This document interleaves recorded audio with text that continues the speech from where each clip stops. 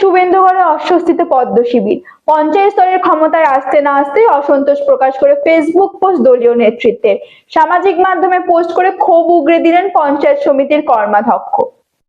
শুভেন্দু অধিকারীর বিধানসভা কেন্দ্র নন্দীগ্রাম, সেখানে অস্বস্তিতে পদ্ম শিবির। পঞ্চায়েত স্তরে ক্ষমতায় আসতে না আসতেই অসন্তোষ প্রকাশ করে দলীয় নেতৃত্বের ফেসবুক পোস্ট করে ক্ষোভ উগরে দিলেন খোদ পঞ্চায়েত সমিতির শিক্ষা কর্মাধ্যক্ষর ফেসবুক পোস্ট ঘিরে অস্বস্তিতে নন্দীগ্রামের পদ্ম শিবির। বিরোধী দলনেতা শুভেন্দু অধিকারীর বিধানসভা কেন্দ্র নন্দীগ্রাম, সেই নন্দীগ্রামের এবার ফেসবুক পোস্ট করে দলীয় নেতৃত্বের প্রতি ক্ষোভ প্রকাশ করলেন নন্দীগ্রামের 1 নম্বর পঞ্চায়েত সমিতির শিক্ষা কর্মাধ্যক্ষ দেবাশিস দাস।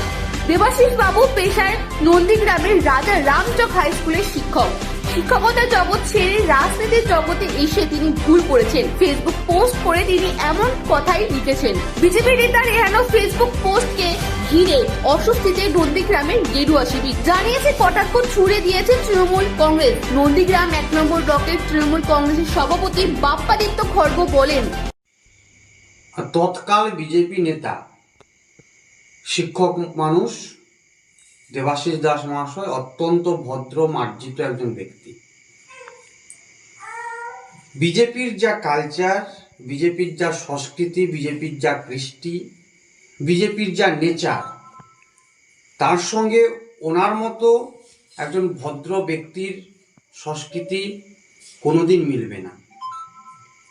উনি একটা সময় মমতা বন্দ্যোপাধ্যায়ের আদর্শে অনুপ্রাণিত হয়ে তৃণমূল কংগ্রেসটা করতেন অত্যন্ত নিষ্ঠার সঙ্গে, এবং যতটুকু জানি ওনার পিতা ছিলেন শিক্ষক, ওনার মা নন্দীগ্রাম সীতানন্দ কলেজে আমাদের ব্লকের সর্বপ্রথম অনার্স গ্র্যাজুয়েট ছিলেন। ওনার পরিবার আপাতমস্তক একটা রাজনৈতিক পরিবার। 1978-এর গ্রাম পঞ্চায়েতে জনপ্রতিনিধিও করেছেন ওনার মা। সেই রাজনৈতিক আবর্তে উনি বড় হয়েছেন। শুধু এটুকুই বলবো যে মাস্টারমশাই, আপনার বিলম্বে বোধোদয় হয়েছে, অন্তরের অন্তঃস্থল থেকে আমার শ্রদ্ধা থাকলো। তবে লোকসভা ভোটের আগে নন্দীগ্রামের মতো রাজনৈতিক হটস্পট এলাকায় বিজেপি নেতার এহেন ক্ষোভ প্রকাশ রাজনৈতিক মহলে যথেষ্ট জল্পনা সৃষ্টি করছে।